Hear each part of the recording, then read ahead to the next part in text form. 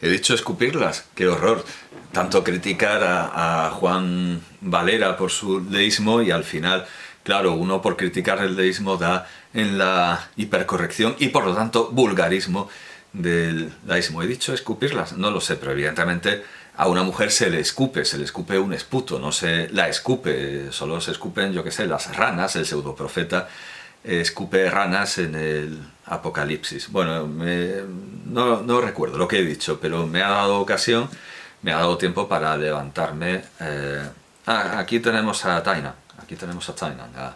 a Kenneth Tainan, que como lo digo era relamido, amanerado, histriónico, pero no era homosexual. Era misógino, eso sí, desde luego, porque su escandalosa y conocida vida sexual iba por esos derroteros masoquistas. Entonces, entendemos que su apreciación estética de Sir Laurence Olivier era sincera y no iba por derroteros en los que las pulsiones carnales pudieran estar confundidas. Entendemos que su juicio era independiente, no era como el de este periodista que no estaba pensando en la entrevista cuando entrevistaba a Javier Bardem.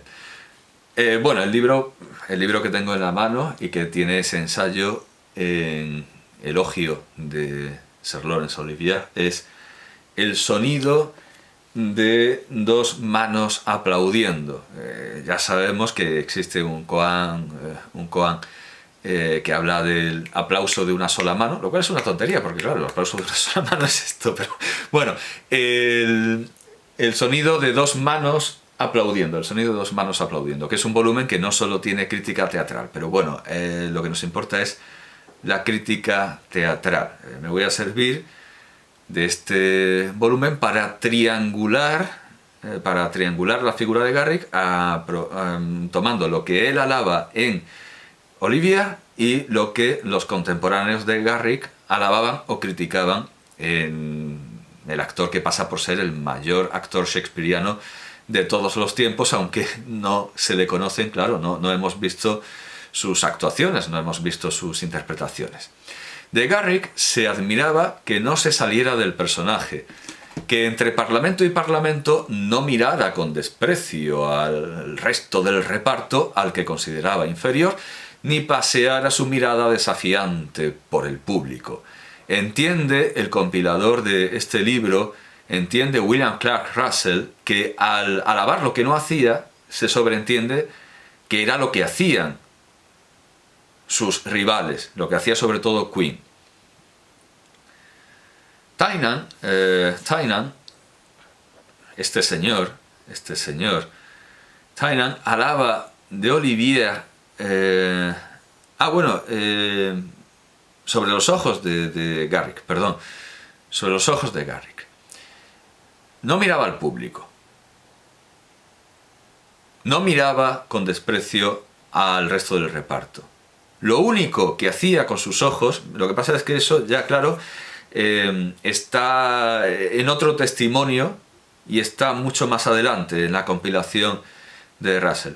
Pero lo que se dice de los ojos de Garrick es que lo único que hacía con ellos era interpretar, y se lo alabó por lograr fingir la mirada de un sordo. Se advierte, pero no de un sordo total, sino de un sordo que todavía oye algo, y eso lo transmitía con los ojos. El no oír por completo. Alguien que no está sordo por completo, pero oye con mucha dificultad, eso lo transmitía Garrick con los ojos. La mirada, o sea, la escucha a través de la mirada, la escucha de alguien que escucha con dificultad, que oye con dificultad. Tainan alaba de Olivier su chutzpah, palabra yiddish que considera intraducible y que podría ser desvergüenza u osadía, pero que en el caso de Olivier es algo muy distinto que Tainan esconde con la lengua exótica, altivez. Digo, lengua exótica quizá para nosotros, pero claro, no tanto en Londres, Porque yo tengo aquí, además con la estrella de David, tengo las obras de Israel Zangwill, para el que evidentemente el Yiddish no era un desconocido y el Yiddish no era un desconocido para los teatros de Londres, pero para nosotros, que lo leemos aquí, puede resultarnos una lengua desde luego exótica y una cancamusa para esconder la palabra justa, le mot juste, que es altivez. Sir Laurence Olivier era altivo. Tynan presenta a un Olivier que es capaz de domar al público, de mandar sobre él, hasta sus últimas filas, con su mirada, de mandar sobre él, de darle órdenes, de tiranizarlo. No se piense aquí que esto vale como análisis de Francisco Castellanos, el tirano, porque su apodo le vino de hacer ese tipo de papeles. Pero el caso es que, como Castellanos, Olivier solo hacía personajes de hombre altivo y despectivo. Fue tan estimado en Ricardo III porque el personaje, engreído seductor, a pesar de cargar con su joroba y de no tener interés erótico alguno, se ajustaba a su personalidad y aún así la pringó, refundiendo la obra para lucirse, metiendo morcillas, aunque fueran del propio Shakespeare, para poder gritar extemporáneamente. Aquí tengo, por un desgraciado error que lamento, porque me creí eso de que era la mejor versión shakespeariana de todos los tiempos, aquí tengo el retrato, es que por la cara que yo lo estoy viendo, tengo el retrato de Salvador Dalí, que debería seguramente ser la portada de esta edición. Este es el retrato de Salvador Dalí, a una sola tinta, pero bueno, este es el retrato de Salvador Dalí de Sir Laurence Olivier. Debería ser la portada en lugar de este cartel estéticamente dudoso, con este rosa fucsia, bueno, no sé, Ricardo III. Esta pasa por ser la mejor interpretación shakespeariana, la mejor versión shakespeariana de todos los tiempos. Bueno, evidentemente no lo es, evidentemente no lo es, y ya desde casi la segunda escena, en la primera escena, claro, digo la segunda escena porque es una escena que no va ahí, precisamente.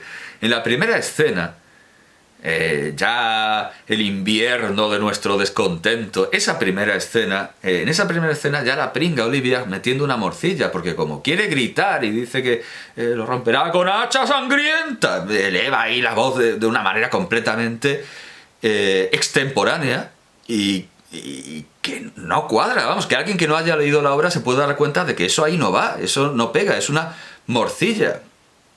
Es una morcilla.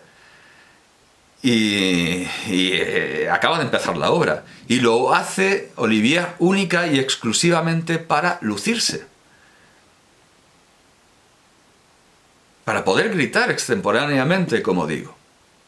Hannah More decía que Garrick lograba tal naturalidad que parecía que al expresar las palabras del poeta expresara sus propios sentimientos.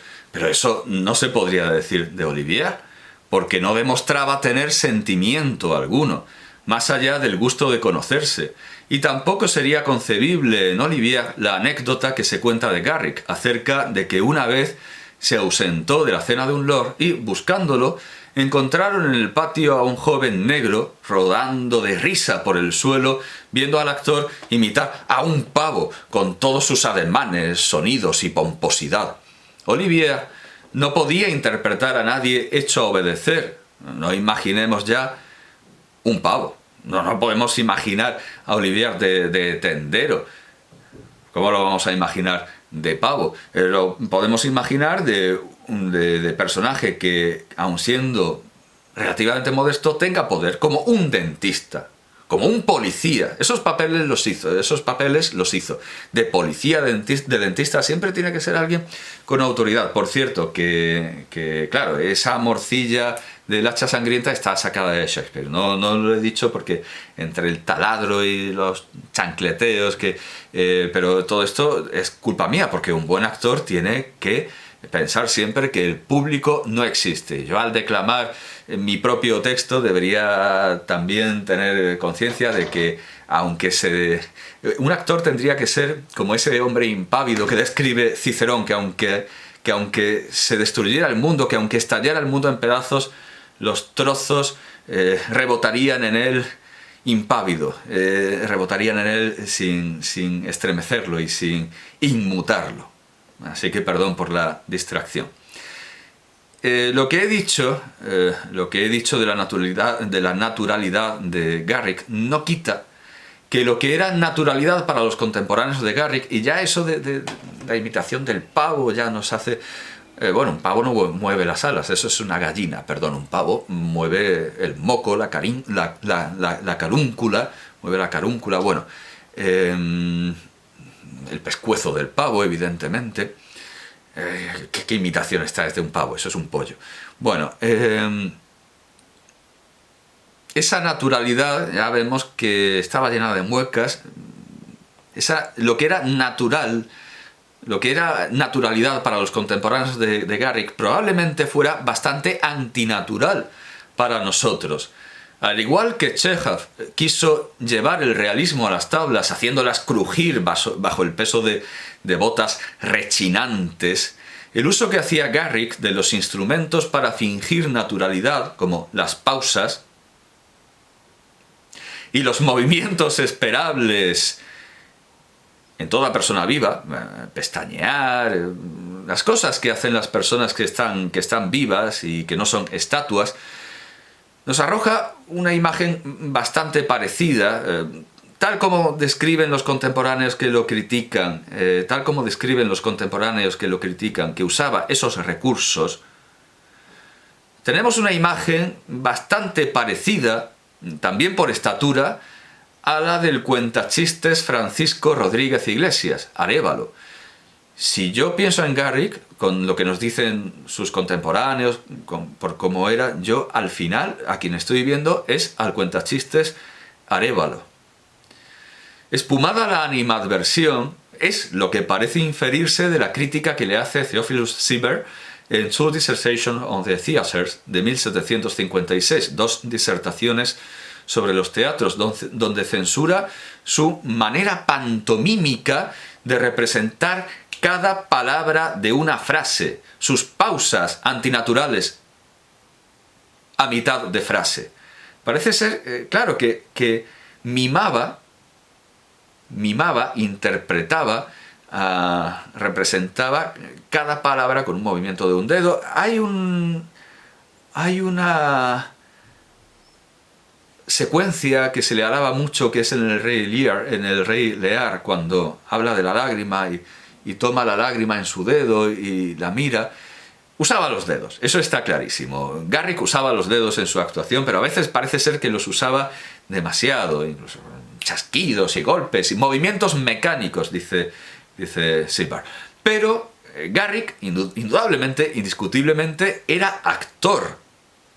Un actor vanidoso, si se quiere, siempre ansioso de aplausos, en tanto que Olivier era solo un hombre vanidoso que recitaba aprovechándose mecánicamente de unas cualidades vocales, ciertamente bien aprendidas, para llegar con su voz hasta las últimas filas, algo, por otro lado, innecesario en el cine, donde insistía en usar las mismas mañas que en el teatro, por lo que sus representaciones parecen la mezcla de dos películas de Fernando Fernán Gómez. Tienen los decorados y la dirección artística de La venganza de Don Mendo, pero presentados completamente en serio, y la declamación de la prueba para el director de cine en El viaje a ninguna parte. Y también Sarah Bernard era una mujer altiva que declamaba y clamaba, como dejan claro las alabanzas de Victor Hugo, que decía que antes que actriz era mujer, y Sigmund Freud, que intuyó que era igualmente de maravillosa y fascinante en la calle, y las críticas adversas de George Bernard Shaw e Iván Sergeyevich Turgenev. El público recordaba a Garrick por sus muecas, y a Olivier y Bernard por llamar la atención durante toda la obra sobre sí mismos y no sobre el personaje. Así que al final de la obra todos los recordaban a ellos y no a Hamlet, papel que ambos interpretaron con enorme fama, a pesar de que Sarah Bernhardt era mujer, hizo de Hamlet, como demostración de su valía y de su capacidad y de su poder y potencia. La fama de un actor es como la fama de un político, una mala señal. El que es excelente en esos campos no se hace notar, y lo hace todo, como dice Lao Tse, como se fríe el pescadito. Y como se podría decir también en Málaga. Se gobierna un gran estado, se gobierna un gran reino como se fríe el pescadito, sin moverlo mucho. Lo que en ningún caso significa no gobernar o no actuar, sino gobernar y actuar bien. Cuando Olivier era ya viejo, se pusieron de moda interpretaciones de Stanislavski y teorías como las de Grotowski, que proponían que el actor no tenía que actuar, sino ser. En el caso de Grotowski, no poner, sino quitar y desnudar su propia persona. Decía que el actor tenía que ser generoso y tenía que arriesgarse a desnudarse, a veces en sus montajes de manera literal. Hacían las obras en cueros, en pelota, pero bueno, desnudarse de protecciones que imponemos los humanos para defender y ocultar nuestros sentimientos, tergiversando y poniendo patas arriba aquello de que el lenguaje, creo que es del cardenal Mazarino, pero aquello de que el lenguaje se hizo, quizás de Richelieu, no sé si de Richelieu o de Mazarino. Me suena más de Mazarino, pero bueno. Que el lenguaje se inventó, o de otro clérigo ingenioso del gran siglo o del siglo XVIII. Que el lenguaje se inventó para ocultar nuestras ideas, para ocultar nuestros pensamientos. Grotowski venía a decir lo contrario, que el actor debía desembarazarse de todas esas trabas, de todas esas ocultaciones de la propia personalidad y usar la propia experiencia sobre las tablas, lo cual era desde luego un ejercicio peligroso y de extrema desnudez, y bueno, en fin, en suma, venía a decir que lo mismo que los apologetas y los nuevos intérpretes del método de Stanislavski, que había que ser y no parecer. Esta idea absurda, tan contraria a los buenos principios del arte dramático, también expresados por Diderot, han llevado a muchos actores famosos casi a estudiar medicina si tenían que representar a un médico, o a meterse caballo si interpretaban a un yonki.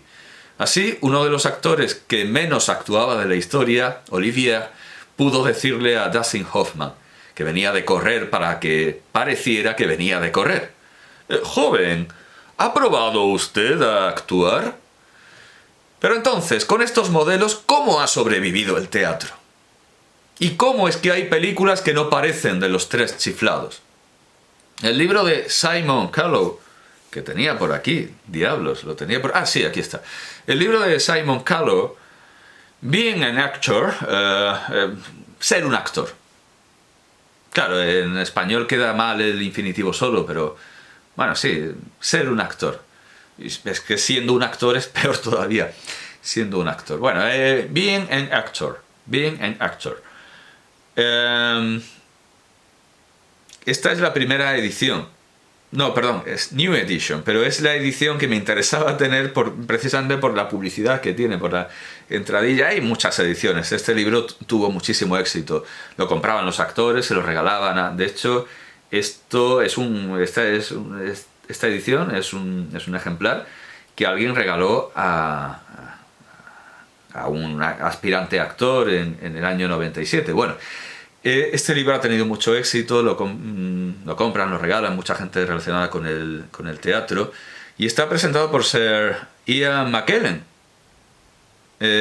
con una crítica que hizo en The Guardian, el diario socialista, comunista The Guardian. lo presenta como el libro más honesto jamás escrito. A ver si... a ver si no me cargo los libros.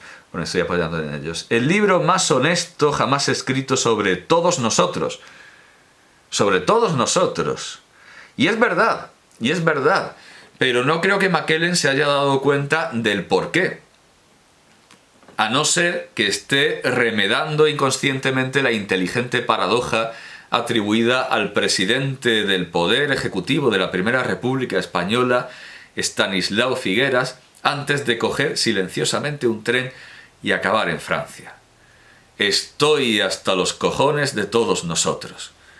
Algo de eso puede haber en ese todos nosotros, aunque de manera inconsciente.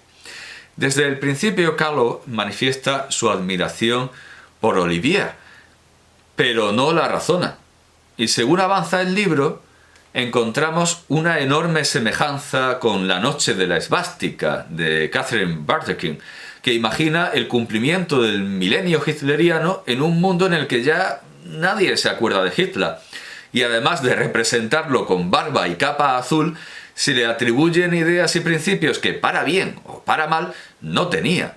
El Olivier de Callow es como el Hitler con barba y capa azul de Bardellkin. No es el Olivier histórico, sino el religioso, el Olivier de la religión, incluso de la teología. Callow se pregunta qué haría Olivier en su lugar, como esas pegatinas. ¿Qué haría Jesús en mi lugar? Callow se lo pregunta con Olivier. ¿Qué haría Olivier en mi lugar? Y se responde con lo que le da la gana en cada momento. Piensa que las cosas que a él le funcionan las hará también Olivier. Por ejemplo, da un salto, se tira desde, yo qué sé, se puede tirar desde un armario, se tira desde una altura al grito de Jerónimo y dice, seguramente Olivier hará esto también. No creo, no me lo imagino, pero como a él le funciona y su maestro, su modelo es Olivier, él piensa que las cosas que él funciona porque funciona, las hará Olivier porque es el gran actor, el gran modelo, el dios actor. Admira sus leyendas y sus frases, pero siempre para reconocer inmediatamente que eso no funciona del todo, o que él hace cosas distintas. Y alguna vez dice que el pensar en Olivier en realidad lo que lo lleva es a un sentimiento profundo de frustración. Así que vaya, como la religión, vamos, como falta decir, y de culpa, ¿verdad? Como la religión judeo-cristiana. Es el mal cumplimiento de la religión que los actores se han empeñado en adoptar, y además eran libres de hacerlo o no hacerlo, pero ellos se han empeñado en seguir una religión, en este caso la religión de Olivier, la que ha salvado el teatro. Es la mala religión, es la mala práctica, la mala praxis, ¿no? El ser creyente pero no practicante es lo que ha salvado el teatro, y no desde luego ninguna de esas religiones dramáticas, de esas religiones teatrales. Incluso podemos decir que las supersticiones que tanto se les critican a los actores son beneficiosas frente a la religión de las teorías, escuelas y doctrinas teatrales. La superstición y la magia se basan en una relación causa-efecto, es decir, son científicas o al menos precientíficas, en tanto que las complejas teologías teatrales son como el complejo y falso sistema tolemaico. Hay castillos en el aire, pero no chozas en el aire, como decía José Guillermo García Valdecasas. Que la obra Macbeth sea gafe es algo que se puede demostrar o no. Y desde luego que a Charlton Heston le salieran ardiendo las mallas en una representación no ayuda. Todas las prédicas de los exégetas de Stanislavski son sermones no falsables fundadas, son prédicas fundadas en elementos dispersos y variables. Afortunadamente para los actores no son más que folclore, como lo es el Santo Rosario en una romería en la que se come. Claro, lo fundamental no es el rosario en la romería, es comer. Algo, por cierto, no tan frecuente para los actores, porque el primer capítulo de la guía de Callow, este libro tiene dos partes, y la segunda es una guía de la profesión. Y en esta segunda parte, en esta guía, el primer capítulo es estar en el paro, es estar en el paro. Alguna vez un actor de cierto nombre se me ha excusado para no verme diciendo que no podía salir a la calle porque no tenía que ponerse. Con lo que no dudaré en decir que los actores son como los compañeros de Don Toribio en El Buscón de Quevedo, pero en el siglo XXI. O en todo caso, una cofradía, los actores son una cofradía donde se bebe y se fornica. Afortunadamente, los actores andan demasiado ocupados lanzando jaculatorias y mantras artísticos y políticos y copulando unos con otros hasta coger extrañas enfermedades venéreas como las descritas en el libro de Callow. De hecho, hay una que, es tan sincero sobre todos nosotros que cuenta las enfermedades venéreas de un actor que yo ni siquiera sabría traducir, que tiene un testículo distendido por andar con marineros. Bueno, en fin, están demasiado ocupados observando sus testículos como para aplicar en serio doctrinas cuyas contradicciones no son capaces de ver ni aun cuando las ponen ellos mismos negro sobre blanco en un escrito. Parafraseo de memoria al Napoleón de Jeniec Europe de Jerzy Kawalerovich de 1989, un momento que esto quiero pronunciarlo bien, he dicho pero es que claro, esto lo he sacado de Final Affinity, he sacado la fecha de la película de Final Affinity, pero esto me suena raro, porque es Kawalerovich, pero voy a ver en Wikipedia en polaco, porque aquí todo el mundo lo pone con L. Sí, es con L, no es una L palatal, no se lo han saltado. Es Jerzy Franciszek Kawalerovich. Magnífica frase, magnífica sentencia de esa película basada en la novela de Juliusz Dankowski. La parafraseo si digo que las mayores desgracias de este mundo ocurren cuando gentes como los actores se ponen a pensar. Simon Callow medita sobre unas palabras de Olivier acerca de que no se puede hacer un personaje si no se ama al personaje. Por supuesto, está en contra de lo que dice su admirado modelo, como siempre. Sí, el Evangelio dirá una cosa, pero nosotros vamos a hacer otra. Siempre está en desacuerdo. Porque no es sino un modelo imaginario.